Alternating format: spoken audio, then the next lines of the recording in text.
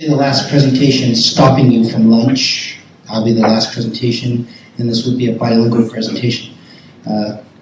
各位中国贵宾，就是老外朋友啊，各位中国贵宾，今天呢下午的演讲早上的演讲，我会推销那个饲料在区块链智能手机上需要策略保护和权限。我们公司叫 Rivet， 美国瑞维士公司，我叫魏以卡尔啊。然后我们公司是保护数字货币，讲到保护你的主权数字货币，保护你的主权就是主权的那个数字身份，保护你的主权privacy 就是隐私啊。We protect your privacy, your security, and your identity on Android smartphones. My name is Karl Weaver. I'm a wireless market mobile device specialist. I'm ex-Gemalto, Trustonic, and ARM, so I understand the hardware side of all this technology. I understand that Android smartphones have absolutely zero security. So if you have an Android phone, you better put on your seatbelt, okay? So, 现在有个旧的情况 right? Basically, you have an outdated network-centric security model. That means all users go onto a network and they try to authenticate, to attestate two-factor authentication into a network. This is the wrong approach. The right approach is that you manage your private keys. 你所谓的私钥 you manage your private keys. 你就是你自己要保护你的私钥，在你的安卓操作系统的手机，就是因为你的安卓操作系统的手机根本就没有安全。Do we know each other? We know each other? I'm from Dallas. Oh, cool. So this is the problem. You have to manage your private keys with permissions, policy, and protection. How do we do it? 分散的网络安全。We provide the standards on the device, which is, does anybody know Global Platform? Global Platform they standardize the TEE, the SIM card, actually the secure element, not the SIM card. They standardize the secure element and the TEE and also the eSIM. eSIM comes in two form factors. It's about kernel isolation. You're taking all of your digital assets, 你所谓的那个数字资产把你的数字资产去隔离在一种保护的环境，在你的移动应用处理器芯片，在你的手机上。So let me say that in English now. We basically separate the real-time operating system from the secure operating system inside the chip of every single smartphone on this planet using the trusted execution environment, the TEE from Trustonic. We provide the developer tools and ARM's trust zone in the chip. If this is something you've never heard of, the really interesting thing is every single Android smartphone in China uses this technology right now. So we're basically partnered with blockchain, dApps, and smart contracts. That's what we're able to provide. With the solution being 支付、身份、信息保障，然后合规和政策 payment identity information assurance and compliance. We're able to do that because we're providing the standards for the blockchain. Listen, you'll all be using the blockchain very soon. See my technology. Yeah, there we go. Cool. All right, so 美国瑞维士公司是我们工作商业模式. So this is our business model. I think you want to know that. We provide the policies, the devices, the services, and we deliver revenue, subscribers, and low churn. So your question is, what's the problem today in the world? It's your privacy and security you have no control of. If you have an Apple iPhone, you have much better control. If you have an Android smartphone, oh, 我的天, you have zero control, and you don't know it because you don't know how to manage your private keys. You need to manage those private keys. You need to take back control of doing that because Facebook and Google aren't going to help you, okay? So we're basically providing services and policies. That's what we're doing. This is our network. It's called the Rivet's network. So it's really cool because we provide TEE developer tools for third-party developers to develop your cool app and port it into a secure operating system in the chip on the smartphone. We also have our own wallet, but our wallet is mostly dedicated to giving to smartphone manufacturers. We have our 2FA, which is very, very important. We're the only 2FA that actually goes inside of the TEE. Nobody else's 2FA, even Google's, does not go inside the TEE. We also have our own chat app, policy services. 我们是个 ICO, 所以我们有自己的货币. We're an ICO as well, so we have our own token. And we provide our developer tools. This is the network. I'll go quick. So we're focused on Bitcoin and also ERC20 utility token. That's an ICO. But of course, these things are kind of sensitive in China because in China you can't be an ICO, you can't be a cryptocurrency wallet provider, you can't use a cryptocurrency, you can't have a crypto exchange. And there's logical reasons why the Chinese government is doing that. There's logical reasons. I'll explain further. But what we do is we provide the capabilities. There's our token, by the way. We provide the capabilities and the applications. Mobile wallet is the biggest application, but look at chat app. If you look at Japan, what are they doing? Why did Rakuten tried to combine with Line before SoftBank? I'm ex-ARM, so I know what SoftBank is going to do. SoftBank wants to buy them because when you add chat apps with payment and online banking, bingo, that's the way you get the subscribers. That's what Zuckerberg wants. That's what WeChat and Alipay want. The key is cross-border. There's the problem. Let me move forward. So, 说实在，你的数字货币钱包，你的钱包会被偷走。已经很多被偷走，你看这边偷走很多。We protect what private keys on Android smartphones. Now, Apple Pay is really the company that let the whole mobile payment industry in that payments on smartphones are and can be secure. How are they doing it? They're using NFC technology on their own smartphones. It was Apple that proved that payments could be secure, successful. Apple proved that before anybody else. That's a fact. Not Nokia. Although Nokia invented the technology, Apple proved the concept. We are partnered with Telefonica, 西班牙电信，我们跟他们合作，关于一种新的技术叫可信执行环境。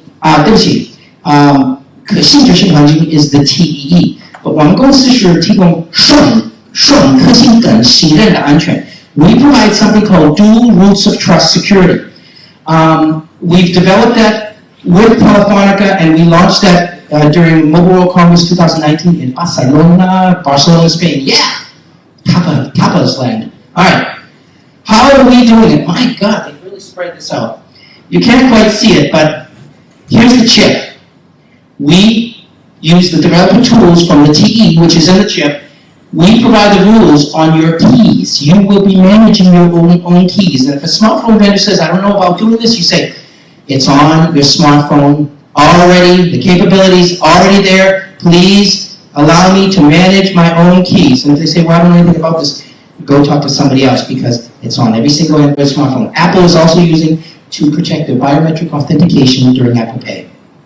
Now, so that's on one side. On the other side, we're protecting the USIM and the eSIM. Now this is a removable form factor because eSIM comes in two form factors, right? When they get a more car, right? And then an eSIM module, which you surface mount onto the device, or a removable eSIM. Let me move forward.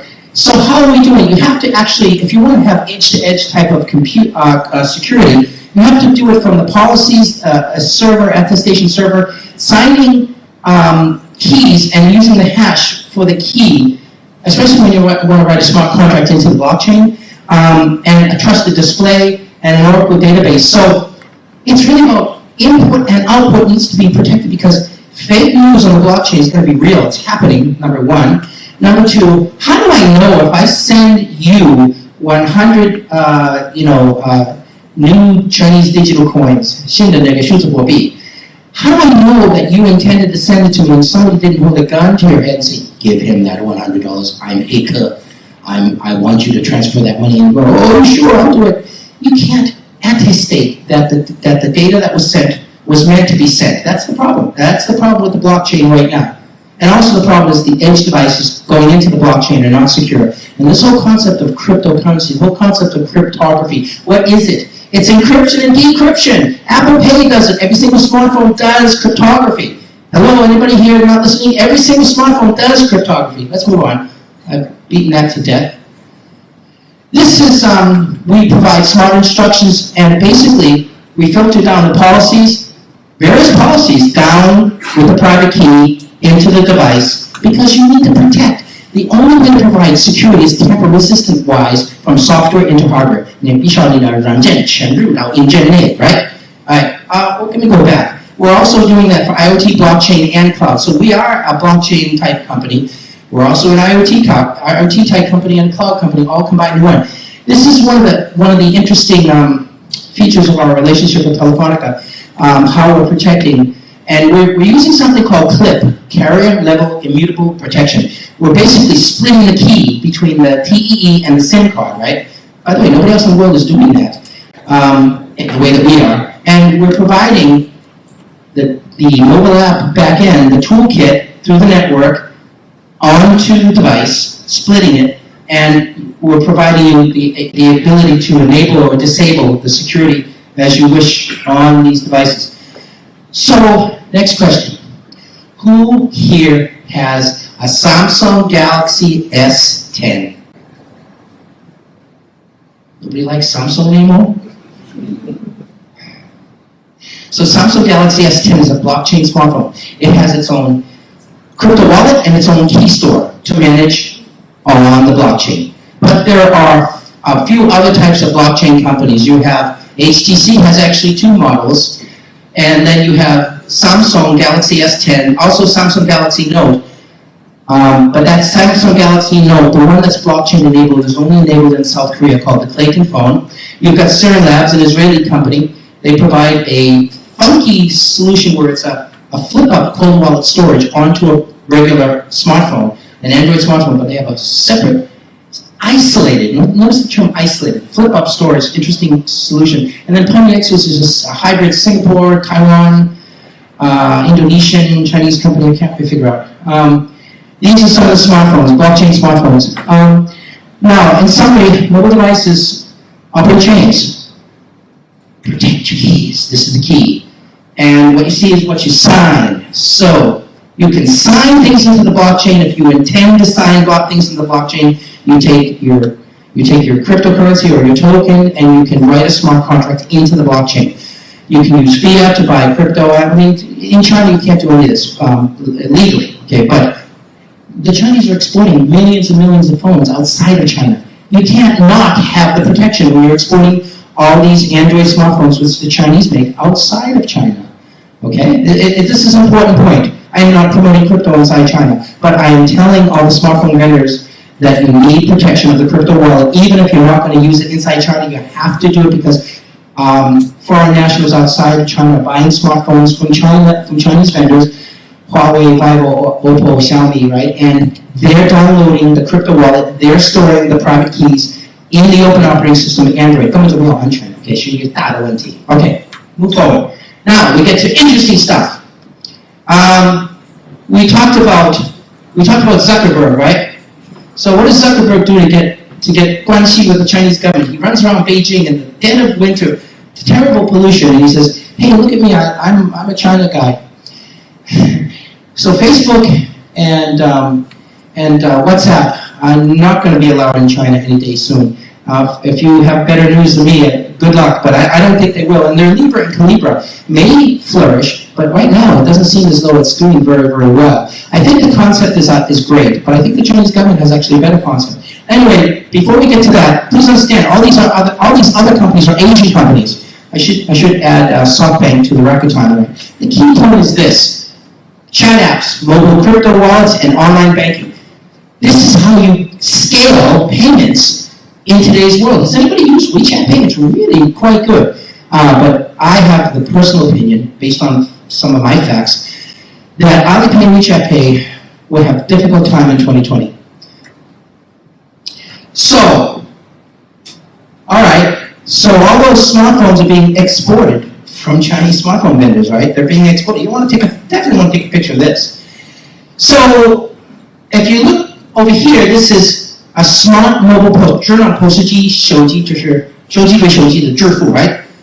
This is how the Chinese People's Bank of China, China Union Pay, the Central Bank of China, smartphone vendors and banks, this is how they plan to take back the market from Alipay and WeChat Pay. If I'm wrong, you can invite me to a cup of coffee, but I think I'm right.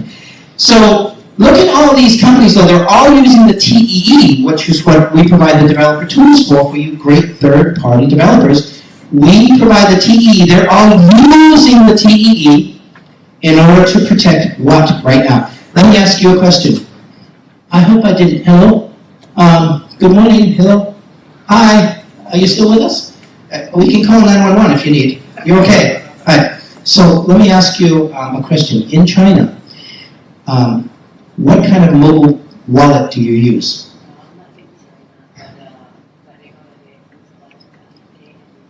Excellent answer.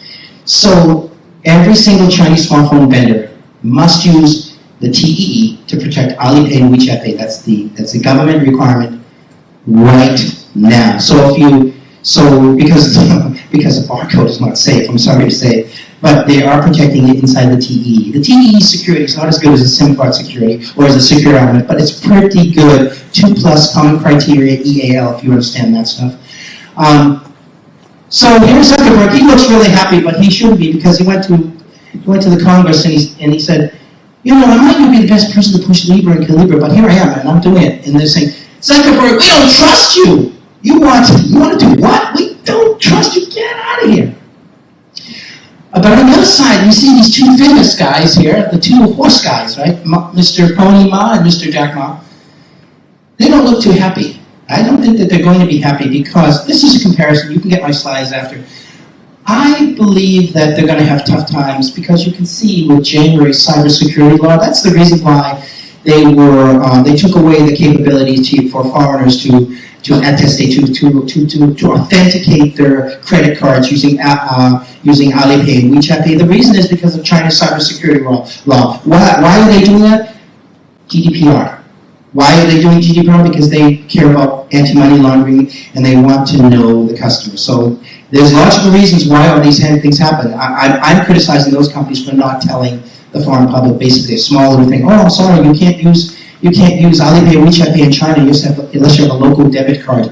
Come on. How many of you foreigners who travel in and out of China have that? I have it, but you might not. Move forward. So this is really important. This picture you want to take a picture of this. So what do we see here? We see 中国的手机制造商, right? Vivo, Oppo, Huawei, and Meizu, right? Chinese smartphone makers. What do we have in the middle? Oh, we have the banks. What do we have here? We have UnionPay, and then we have the banks on this side. They have developed a special TEE OS that they give to the smartphone vendors and also to the post vendors for the banks that will protect basically smart mobile post payments right now. Did you know that the Huawei smartphone can authenticate your national ID card? Anybody here have a Huawei Mate 30? Huawei company in Shenzhen? Mate 30, the most sophisticated smartphone on the planet now? Nobody has it? I saw the video. Okay. I saw the phone. So they are allowing you to authenticate your national ID card on the Huawei phone. The rumor is Xiaomi has also enabled that. But they also allow you to do smart mobile post payments. So one smartphone becomes a post, the other one becomes a post. You can transfer renminbi right now inside China. This is a very key point. Why are they doing this? Because they invested millions of dollars. I helped to enable NFC technologies in China. I know the government spent millions of dollars with contactless 所谓的非接触移动支付的手机 contactless mobile NFC, smart credit cards, debit cards, smart mobile posts, and smart phones. They enable all this technology. And then in 2013, I left China. Alipay came out in around 2008. WeChat Pay around 2013. I warned UnionPay that if they did nothing about this, then they would lose this ballgame. They have lost that ballgame, but this is how I think they're trying to take the ballgame back. And they're using the TEE, so it's really, really critical. I also brought the TEE into China, as well as the eSIM technology. Well, that's history. What else is going on? You think the operators are just sitting there saying, well, I'm sorry, I don't play in the ballgame anymore? I think Union Pay or really happen. Japan, Alipay is forced to integrate to their platform. Yeah, let's talk this at the end of the discussion, but I'm not disagreeing with you. But remember, the operators in most countries around the world, the operators subsidize the smartphones. The operators help the smartphone vendors sell the smartphones when you go into the store. But look around China. You've got Huawei stores, Xiaomi stores, Vivo stores, Oppo stores, like Apple Pay, like Apple and Samsung around the world. The Chinese smartphone vendors are saying, well, I don't need the operators. They're really pains in the asses to deal with as well, by the way. They're difficult to deal with. But what you can see is the MNOs, which is state-owned enterprises, they're saying, wait a minute, 我还是老大. So what did they come out with? A 5G blockchain eSIM card, not embedded. So that means, okay, go buy your Huawei phone in the Huawei store. You still need 4G and 5G connectivity. 我还是老大. I'm still important. You have to buy the SIM card from me. So see, now the next slide is important for us because we see the 5G 5G blockchain eSIM cards on one side from the operators, right? And you have to agree that the operators don't have great relationships with the handset manufacturers in China. They simply don't. And then on the other side, I explained to you before, you have the banks, Union Pay, and the smartphone vendors. Who sits right in the middle? My company. Because we provide dual routes of trust security. Very cool, right? So 中国要退下开发它的新的主权数字货币 But I think it's important to note the name that they use, which is really critical. The term they're using is central bank electronic payments. It's not sexy. And I remember giving a presentation about this a week ago, and some guy said, Dragon dollars, and I'm thinking, that's a macho thing. And some lady said, we want Panda Bucks. I'm going, okay, those are two cool alternatives. Give some flavor to your mobile payment initiative because there's no other country in the world that will launch or that has launched publicly in such a big way with so much anticipation. This central bank digital currency, and China is going to do this because it helps the Belt and Road Initiative. This helps a lot of things that they're trying to do. And the problem right now is, I've got some little issues in Hong Kong. So Hong Kong is a place where China gets lots of its foreign capital and currency in order to buy things like oil, etc., etc. And so there's disruption. It's causing tremendous problems because China still needs Western currency right now to get things like oil because they're not traded in renminbi, they're traded in US dollars. So you see, having their own sovereign digital currency and then pushing it out through banks, smartphone manufacturers, this is actually a very smart strategy. So digital currency can be used in China's Belt and Road. Panda Bucks, Dragon dollars, you call it what you want, but it's going to be a stable coin. 1块人民币等于1块数字货币. So 1 to 1. Makes sense, makes perfect sense. It's an investment strategy Here's how they'll do it. PBOC will push it down to the commercial banks and then push it down to smartphone vendors, individuals, businesses, etc., etc. I believe it'll be 1 to 1. 1块人民币等于1块数字货币. Can we call it 龙的货币? Can we call it dragon dollar? I don't know. By adopting a two-tier system on its digital currency, the PBOC can replace the renminbi paper money. It costs money to make money. Unfortunately, not many countries in the world can just print it and not have any value after that. I mean, the US is doing that right now. Lots of other countries would like to do it, but they can't. Too much inflation. So, Alipay and WeChat Pay, all the rules that I get is, first of all, they want to join and they want to use the blockchain. Alipay and WeChat Pay want to use the blockchain. They are using it right now, especially Shenzhen Nov. There's a program with Shenzhen Nov and the subway and the taxis to use the blockchain for attestation. I think mostly on smartphones, right? But using the currency is a different ballgame than using the blockchain because cryptocurrencies work in the blockchain. So there's a big difference between that. We move on. we're getting to the end. This is the last slide. Summarizing CBD digital currency. Held in a wallet, encrypted like cryptocurrency with private keys, we can protect the private keys, provide social account recovery. We can recover your smartphone if you somehow throw it in Shenzhen 1. You throw it, it falls in the ocean. We can retrieve the keys using a mnemonic key recovery system. We spread the keys amongst friends or family or amongst your additional devices, your tablet, your notebook. We can spread the keys. It's all about key management, crypto or private key management. Remember, in cryptocurrency, there's a public and a private key. The private key is always held tightly. You need to control the private key. But it isn't just cryptocurrency. It's if you have a hotel card, right? It's using in the better hotels, they're using NFC technology. That's a private key which can be stored onto your smartphone, so you don't need one of these plastic cards anymore. You can actually store everything onto your smartphone with near-field communications technology. So you have a private key. You'll be managing lots of private keys. Okay, smartphone OEMs need to be involved in protecting devices. So in Japan, you need to enable either the Japanese, because I know there are still some Japanese companies, also the Chinese smartphone vendors, and also Apple. I think you need to involve them, and I think eventually Japan will launch its own sovereign digital currency, because every other country in the world is looking at doing that right now. Lots of companies are looking at doing that right now. Digital tokens generated in the world may be freely transferable across the globe, but in China they will all be controlled by 中央银行、人民银行，还有中国银联，在你手机上、平板上、笔记本上。